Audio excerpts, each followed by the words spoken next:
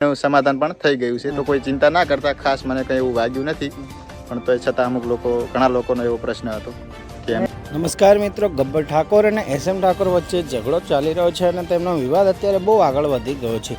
જી હા મિત્રો, SM ઠાકોર પર હુમલો કરવામાં આવ્યો છે.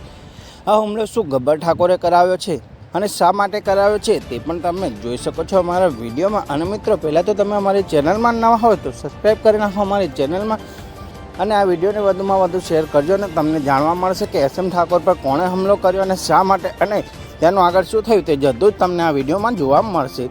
તો વિડીયો પૂરેપૂરો જોજો. એટલે જો આજે ઝઘડો થયો, ઝઘડાને અને સોશિયલ મીડિયાવાળા વિરોધને કંઈ લેવા દેવા નથી. ઝઘડો તો મારી પર્સનલ લાઈફમાં થયો હતો અને પર્સનલ હતો, અને ઝઘડાનું સમાધાન પણ થઈ ગયું.